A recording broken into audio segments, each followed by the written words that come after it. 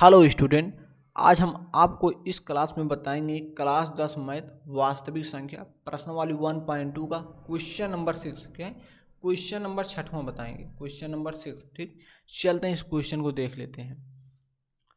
देखिए क्वेश्चन क्या है, जांच कीजिए। क्या है क्वेश्चन, क्या है, व्याख्या कीजिए कि 7 गुणे 11 गुणे 13 गुणे प्लस 13 और 7 गुणे 6 गुणे 5 गुणे 4 गुणे 3 गुणे 2 गुणे 1 प्लस 5 भाज्य संख्याएं क्यों हैं। पूछ रहा है भाज्य संख्याएं क्यों हैं। तो आपको सबसे पहले मालूम होना चाहिए भाज्य संख्या किसे कहते हैं। ठीक, यदि आपको भाज्य संख्या पता है तो आप इस क्वेश्चन को बहुत आसान तरीके से सॉल्व कर पाएंगे। तो चलिए हम आपको बता देते हैं भाज्य क्या होता है, क्या भाज्य संख्या क्या होती है। तो आप पहले नोट करें, क्या है, पहले आप थ्योरी नोट करें, क्योंकि लिखने के बाद आपको बहुत आसान तरीके से समझ में आएगा। ऐसी संख्या क्या है, ऐसी प्राकृतिक संख्या, लिखिए ऐसी प्राकृतिक संख्या, ऐसी प्राकृतिक संख्या, ऐसी प्राकृतिक संख्या, भाज्य संख्या यहाँ लिख लीजिए संख्या। ठीक, भाज्य संख्या लिख लीजिए। भाज्य संख्या क्या होती है, भाज्य संख्या भाज्य संख्या दोनों बात एक ही है। ठीक, हम इसे मिटा कर लिख देते हैं पुनः। ठीक, भाज्य संख्या है,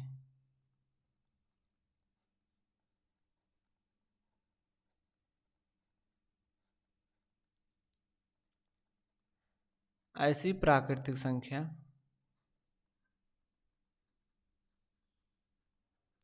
ऐसी प्राकृतिक संख्या जो एक और स्वयं स्वयं के अतिरिक्त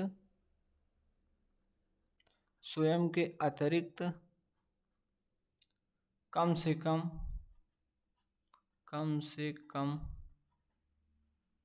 एक और संख्या से विभाजित हो, कम से कम एक और संख्या से विभाजित हो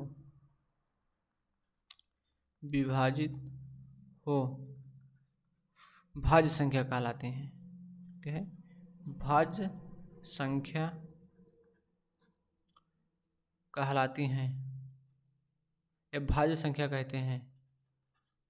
ठीक, कहलाती हैं कहते हैं बात एक ही। ठीक, भाज्य संख्या किसे कहते हैं, ऐसी प्राकृतिक संख्या जो एक और स्वयं के अतिरिक्त कम से कम एक और संख्या से विभाजित हो, भाज्य संख्या कहलाती हैं। एक से विभाजित हो और स्वयं से मतलब जो संख्या दी हो उसी करिए। ठीक, और कम से कम एक और संख्या से विभाजित हो, उन्हें भाज्य संख्या कहते हैं। चलिए हम आपको एग्जांपल समझा देते हैं। सबसे पहले आप समझ लीजिए प्राकृतिक संख्या है। तो प्राकृतिक संख्या क्या होता है, प्राकृतिक संख्या को हम एन से लिखते हैं, कैपिटल एन से।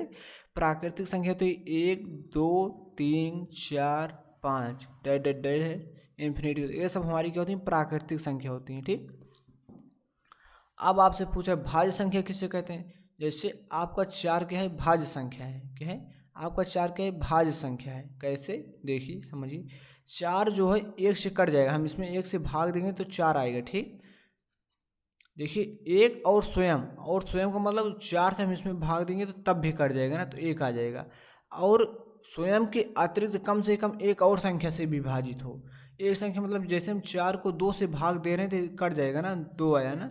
देखिए इसमें तीनों चीज़ मिल गई ना, लेकिन जैसे अभी 2 हुआ, 2 तो 1 से कट जाएगा तो 2 आ जाएगा। उसके बाद लेकिन हम 2 को 2 से काटेंगे तो कट जाएगा, 1 आ जाएगा। लेकिन और किसी संख्या से नहीं कटेगा ना, इसलिए 2 हमारे क्या है, भाज्य संख्या ये नहीं है। ये 4 क्या है, हमारा भाज्य संख्या है। 4 हमारा क्या है, भाज्य संख्या है। ठीक, 4 हमारा भाज्य संख्या है। इस प्रकार 6 हो गई आपकी भाज्य संख्या, 8 हो गई, 9 हो गया। देखिए ये सब भाज्य संख्या, क्योंकि हम 6 को काटते हैं 1 से कट जाएगा तो 6 आएगा। उसके बाद हम 6 को हम काटेंगे 2 से तो कट जाएगा तो 3 आ जाएगा। और स्वयं से कट जा रहा है, 6 से कट जाएगा, 3 से भी कट जा रहा है, तो इसलिए क्या है, भाज्य संख्या है। भाज्य संख्या उन्हें कहें ऐसी प्राकृतिक संख्या जो एक और स्वयं के अतिरिक्त कम से कम एक संख्या से और विभाजित हो, भाज्य संख्या कहते हैं। ठीक, चलते हैं इस क्वेश्चन को सॉल्व करते हैं। यदि आप इतना समझ गए तो इस क्वेश्चन को आप सॉल्व कर पाएंगे। इसे हम मिटा देते हैं।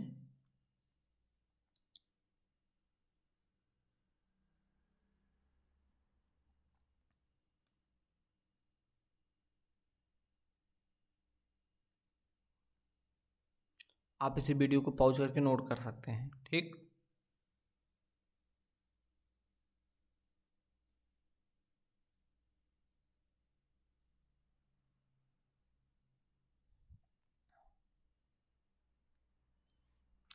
देखिए इस क्वेश्चन को आपको क्या दिया गया है, क्या आपको दिया है,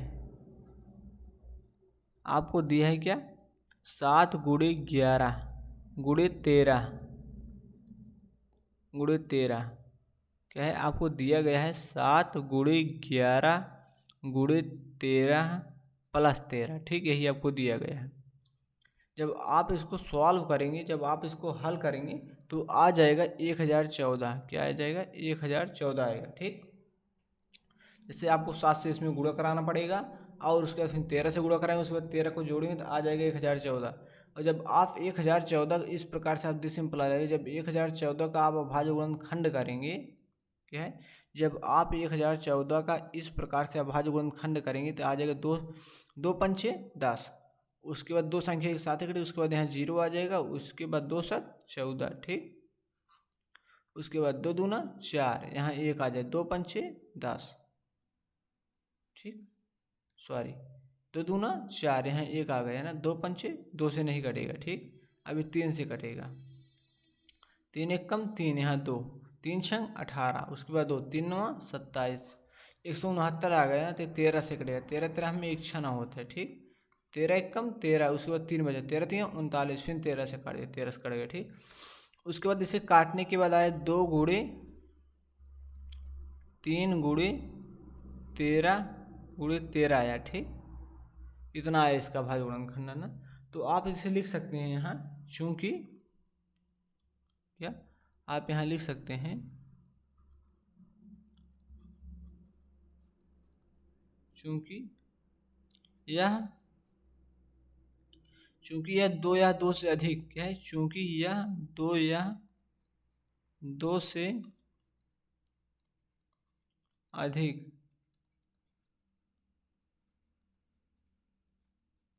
चूंकि यह 2 या 2 से अधिक अभाज्य गुणनखंडों का गुणनफल है। क्या है, अभाज्य गुणनखंडों का, अभाज्य गुणनखंडों, इसे मिटा देते हैं, अभाज्य गुणनखंडों का गुणनफल है, गुणनफल है। अतः लिख सकते हैं, अतः भाज्य संख्याएं हैं। क्या आप लिख सकते हैं, इसलिए भाज्य संख्याएं, क्या है, इसलिए भाज्य संख्याएं हैं, इसलिए इसलिए इसलिए भाज्य संख्याएं हैं। अब इस प्रकार से आपको 7 गुणे 6 गुणे 5 गुणे 4 गुणे 3 गुणे 2 गुणे 1 प्लस 5 को करना पड़ेगा। ठीक, तो आप लिख लीजिए 7 गुणे 11 गुणे, आपको क्या लिखना है, 7 गुणे 6 गुणे 5 गुणे 4 गुणे 3 गुणे 2 गुणे 1 गुणे। ठीक, ये तो आपको प्लस 5 दिया गया है ना। जब आप इस सब का गुणा कराओगे, उसके बाद गुणा कराने के बाद जैसे 7 का गुणा 6 में कराएं, फिर 7 5 35 है, फिर 35 का गुणा 5 में कराएंगे। देखिए हम गुणा करा रहे हैं, 7 का गुणा कराने में ज़्यादा टाइम लगेगा, इसलिए आप गुणा करा लीजिएगा, गुणा कर लीजिएगा। जब इसका हम गुणा कराएंगे तो आ जाएगा 540, उसके बाद ये प्लस 5 है, प्लस 5 यहाँ लिख देंगे। जब हम इसको जोड़ देंगे तो आ जाएगा, क्या आ जाएगा, आ जाएगा 5045। ठीक, इतना आ जाएगा। यदि आपको गुणा कराने में किसी प्रकार की समस्या होती है तो हम आपको इसकी आगे क्वेश्चन एकदम बढ़िया से एकदम विस्तृत से समझा देंगे। यदि आपको समस्या होती है तो आप कमेंट करके ज़रूर बताइए। यदि नहीं होती है तो फिर एकदम कोई समस्या ही नहीं है फिर भाई। तो इसका गुणा कराने के बाद आया कितना, 5045। जब हम 5045 का भाज्य गुणनखंड करेंगे, देखिए 5045 का भाज्य गुणनखंड कर रहे हैं तो 5 से कटेगा, 5 एक कम 5, 5 9 45। ठीक, यह आ जाएगा 1009। अब 1009 जो है 1009 से कटेगा। देखिए जब मैंने इसका भाज्य गुणनखंड किया 5 आया और 1009 आ गया ना। ठीक, 1009 आ गया। अभी हम आपको समझा रहे हैं, एक बार और समझा देंगे तो आपको एकदम बेधवा समझ में आ जाएगा। तो 1009 है, देखिए 5 और 5045 का भाज्य गुणनखंड करने के बाद आया 5 गुणे 1009 आ गया ना।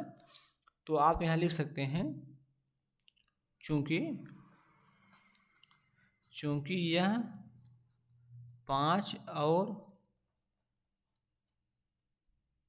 1009 का अभाज्य गुणनखंड है। 1009 का अभाज्य गुणनखंड है,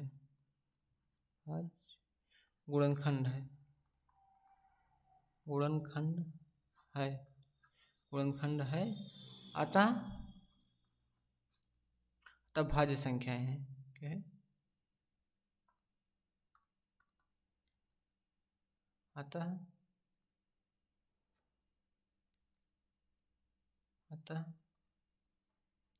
भाज्य संख्याएं है। ठीक, अब देखते हैं क्योंकि भाज्य संख्याएं हम आपको बता रहे हैं।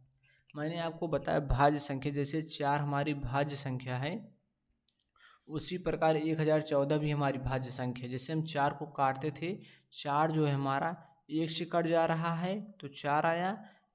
4 हमारा जो है 1 से कट जाता है, क्या 1 से कट रहा है और 4 से कट रहा है और 2 से कट रहा है ना, मतलब 1 और स्वयं के अतिरिक्त और किसी एक संख्या से कट रहा है, वो संख्या 2 है ना। उसी प्रकार जो हमारा 1014 है, ये स्वयं से कट जाएगा, 1 से कट जाएगा और इतनी सारी संख्या से कट जाएगा, इसलिए हमारी क्या है, भाज्य संख्या है। उसी प्रकार हमारा 5045 जो है ये क्या है, 1 से कट जाएगा और 5045 से कट जाएगा और इसके अतिरिक्त 5 और 1009 से दोनों संख्या से कट जाएगा, इसलिए क्या है, हमारा ये भाज्य संख्या है। तो ये पूछ रहा है क्यों भाज्य संख्या है, आप बता दिए कंडीशन। ठीक, यदि आपको वीडियो अच्छा लगा है तो इस वीडियो को कर दीजिए शेयर और चैनल को कर लीजिए सब्सक्राइब और वीडियो को कर दीजिए लाइक। मिलते हैं अगली क्लास में। वीडियो देखने के लिए धन्यवाद।